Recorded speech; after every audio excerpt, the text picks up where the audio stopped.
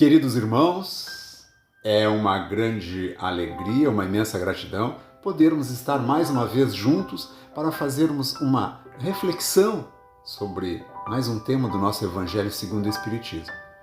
E que a paz do Mestre Jesus esteja no coração de cada irmão. A nossa reflexão de hoje versará sobre um tema do capítulo 26, partes 1, 2 e 4. O dom de curar. E vamos refletir sobre o dom que cada um de nós traz em si e a forma como o utilizamos. Pois então, no capítulo 26, sobre dom de curar, assim nos fala: restituir a saúde aos doentes, ressuscitai os mortos, curai os leprosos, expulsai os demônios, dai gratuitamente aquilo que gratuitamente recebestes. Assim disse Jesus aos seus apóstolos. E por esse preceito, ele prescreveu que nada se pode fazer recebendo por aquilo que nada pagamos. Jesus ainda disse mais: não façais pagar as vossas preces, não façais pagar a vós como faziam os escribas. Sobre o pretexto de longas preces, eles devoravam as casas das viúvas. Isso quer dizer, abarcavam as suas fortunas. Deus não vende os benefícios que concede. Então, essa mensagem do Evangelho, ao nos falar do dom, ela também está nos falando de um dos principais pilares da nossa doutrina espírita, que é a caridade na sua mais pura e simples essência. O fazer o bem sem olhar a quem, o que a mão esquerda não saiba, o que a direita anda fazendo de bom, é o dai gratuitamente aquilo que de graça recebestes. E quando pensamos nessa essência de caridade, não tem como nós não lembrarmos de espíritos de muita luz que aqui no nosso planeta já pisaram. Como, por exemplo, Irmã Dulce, a protetora dos desvalidos.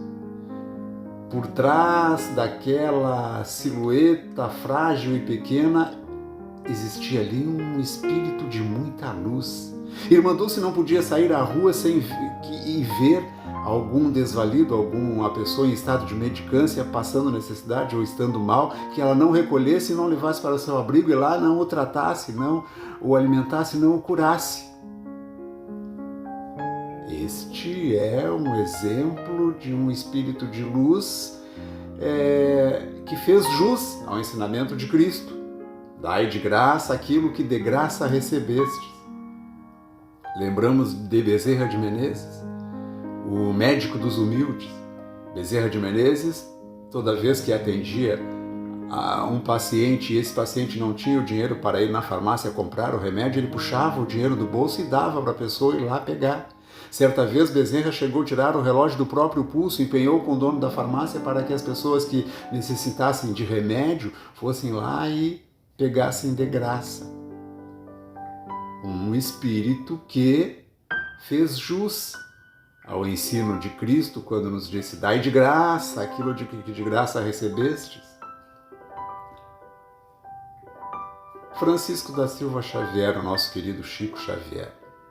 Chico Xavier, além da sua obra benemérita de caridade material, ele foi também um grande trabalhador e divulgador da doutrina espírita dentro dos preceitos kardecistas. Esse trabalho de divulgação, através dos seus mais de 450 livros escritos, elevou o Brasil a uma condição de o país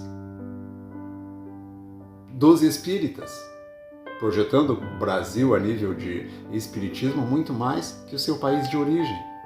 E esse trabalho, esses mais de 450 livros que Chico escreveu, que vieram a se transformar em mais de 5 milhões de exemplares editados, todos vendidos e sua renda revertida para entidades de caridade, casas espíritas, casas de menores, assim. Chico não tirou um centavo daquele dinheiro. Como ele mesmo dizia, isso não é meu, isso não me pertence. Vamos nos deter um pouquinho mais em Chico, porque foi uma figura, um espírito, que enquanto materializado aqui no nosso Brasil, se hoje vivo estivesse, materializado estivesse, estaria hoje não, neste mês de abril, estaria aniversariando. Chico, como sabemos, apesar da grande fortuna arrecadada por seus livros, ele, como os demais espíritos de luz que nós já citamos, acabaram por desencarnar na pobreza, tendo apenas o mínimo necessário para viver. O grande exemplo do dai de graça aquilo que de graça receber, sem querer nada em troca. Nos detendo mais sobre Chico, Chico foi, além disso tudo, ele era um homem do mundo. Chico, ele tinha as suas fraquezas. Ele foi um homem sujeito ao frio, à fome, que muito passou fome quando criança. Ele foi um homem sujeito a erros de interpretação. Mas era um cara muito bem-humorado, Chico. Gostava de futebol, gostava de televisão, gostava de ouvir piadas, gostava de contar e ouvir anedotas, gostava de contar e ouvir histórias engraçadas. História engraçada como, por exemplo, essa que ele largou uma vez numa roda de amigos. Dizia ele que, ainda quando 29 anos de idade, morando com seus pais, e dizia ele, eu não consegui desmamar dos pais nunca, fiquei lá até depois que tirei as fraldas. Então, ele ainda morando com seus pais aos 29 anos, o pai, que ganhava vida como um vendedor de bilhete de loteria, adoeceu. Não podia mais vender os seus bilhetes. E como todo bom vendedor de bilhete, o pai também pegava o bilhete para si, comprava o seu, fazia a sua fezinha, e Chico tomou gosto por isso, por fazer uma fezinha nos bilhetes da Loteria Federal. Pois muito bem, o pai adoeceu, não tinha mais como manter aquilo, então ele pede para Chico, Chico, eu sei que as coisas estão difíceis, mas não esquece de pegar aquele bilhetinho para nós, para a gente fazer a nossa fezinha lá. E Chico, não, tá bem, pai, tá bem. Mas os dias foram passando e Chico ficou sozinho para manter a casa e não estava mais tendo condições mal de levar o alimento para dentro de casa. E o pai então chama Chico, Chico, tá difícil a coisa para nós.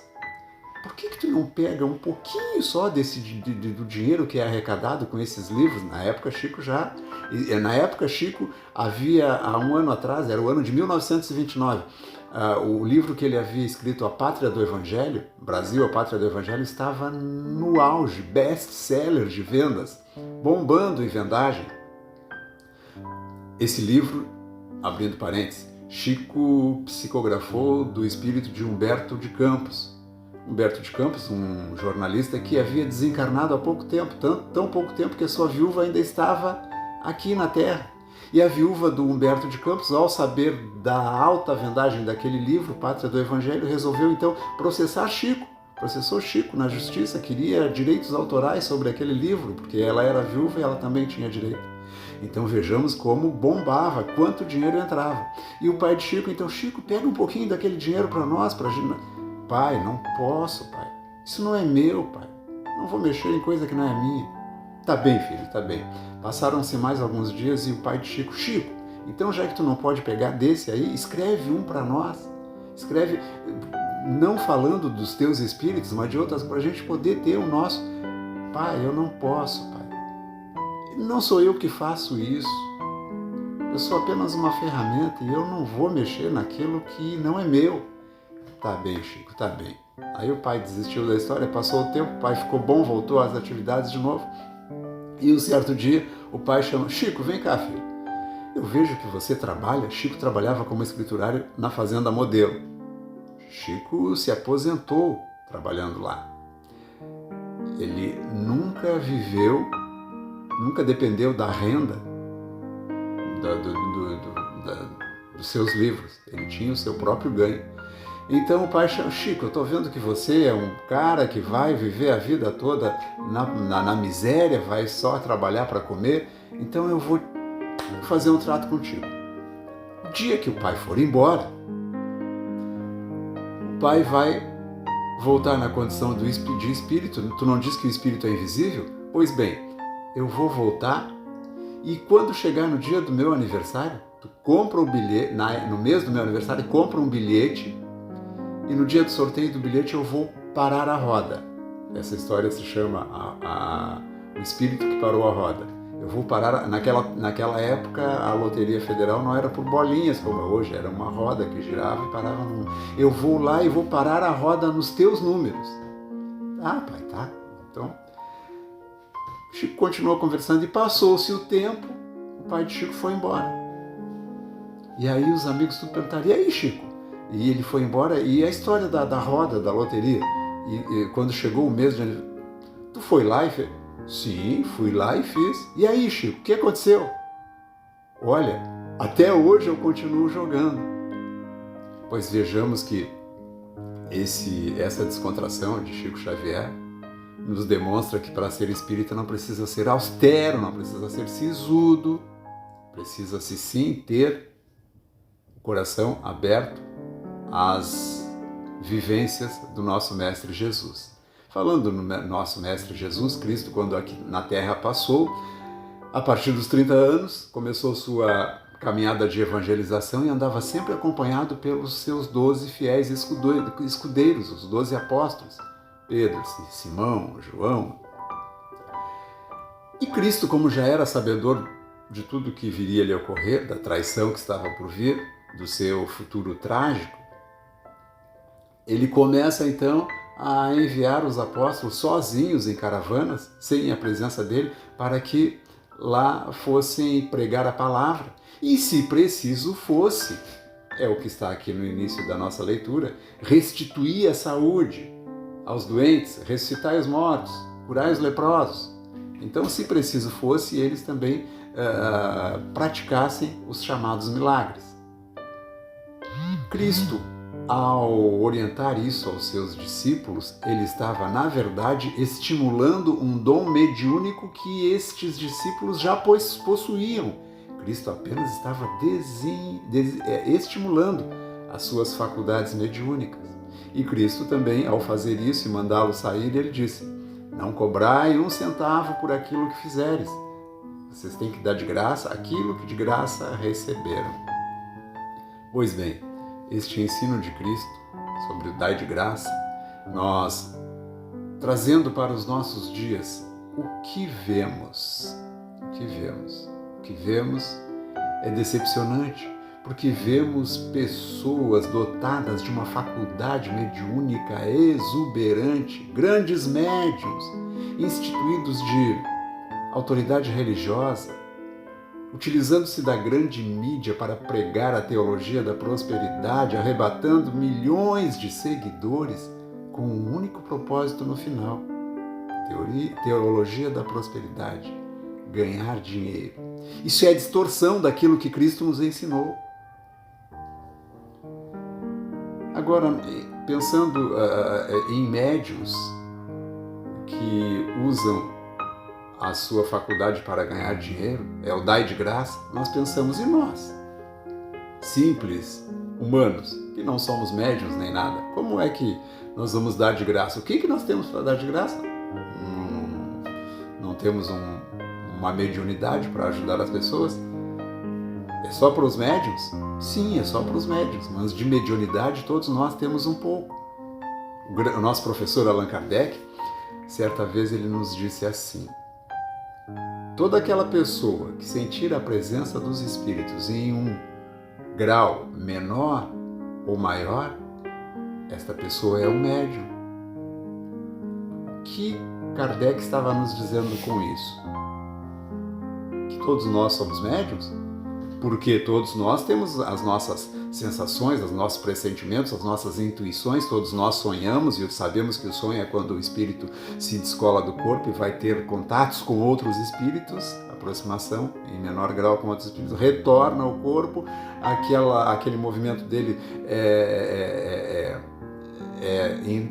introduzido em nós através do nosso psiquismo, que vai ser transferido para o cérebro e está feita aí a fusão do espiritual com o corporal, com o físico. Um contato em pequeno grau, ou seja, todos nós então temos esse contato menor com o mundo espiritual. Kardec ainda pergunta aos bons espíritos, no Livro dos Espíritos ele pergunta assim: influem os espíritos em nossas vidas? E os espíritos responderam: sim, influem muito mais do que imaginais, muitas vezes são os espíritos que vos dirigem. Então, Kardec está nos dizendo que somos criaturas portadoras de faculdade mediúnica. Todos nós cantamos, cantarolamos no banheiro, cantarolamos aqui e ali, mas não somos cantores. Todos nós escrevemos os nossos pensamentos, mas não somos escritores. Ou seja, médium é aquele que faz uso frequentemente da sua faculdade mediúnica em ajuda de outros. Nós somos criaturas medianas, somos um corpo material transportando um corpo espiritual. Somos medianos, somos mais ou menos médiuns. E nessa condição de mais ou menos médiuns, Kardec nos define como criaturas que possuem a faculdade mediúnica não estimulada. E nessas condições de criaturas mais ou menos médiuns, o que é que nós temos a dar de graça? O que de graça recebemos? Muita coisa. Poderíamos passar aqui durante muito tempo falando sobre o que temos a dar de graça, porque de graça recebemos. Por exemplo, o nosso tempo. O nosso tempo recebemos de graça, recebemos esse tempo da divindade de graça para estar aqui. Esse tempo que nós temos para nos melhorar, nada pagamos por ele, então temos que usar este tempo, parte desse tempo, para olhar para os nossos irmãos. Quando nós pensamos em tempo para ajudar, pensamos na doutrina espírita quando nos fala da caridade, 2 tipos de caridade, caridade material e caridade moral. A doação do nosso tempo é a caridade moral, é a doação mais difícil que tem de se fazer. Podemos dá-lo de graça, porque de graça recebemos. O que outra coisa tem tantas? A nossa inteligência. Deus criou o homem e colocou-o no topo da criação, como o ser mais inteligente, predominante. Nós temos então que fazer o quê? Que usar dessa inteligência para auxiliar aqueles que estão abaixo de nós na cadeia, os animais, cuidar bem dos animaizinhos, cuidar do meio ambiente, mas também para o nosso semelhante, aquele que ainda não tem o entendimento que nós temos, dar de graça aquele conhecimento que de graça, aquela inteligência que de graça nós recebemos. Quando pensamos em dar de graça, pensamos no dom, que é a leitura do Evangelho. Pensamos no dom maior que existe na Terra, pensamos na mulher, o dom da maternidade. Não existe dom maior do que esse, do que trazer uma criatura ao mundo, dar oportunidade a um espírito de vir se desenvolver e dar de graça. E a mãe, o que ela mais faz é se doar gratuitamente. Enfim, poderíamos passar muito tempo falando desses dons que nós temos a ofertar. Mas, queridos irmãos, o que fica para nós é que aquilo que absorvemos dos outros pertence aos outros. Aquilo que absorvemos da divindade pertence à divindade. Portanto, queridos irmãos, a nossa missão aqui na Terra é de ajudar e compreender o nosso próximo. Isso é fundamental para que nós possamos nos desenvolver enquanto criaturas portadoras de uma faculdade mediúnica nesta labuta que temos aqui nesta vida. Que a paz do Mestre Jesus esteja no coração de cada um de nós e que assim seja.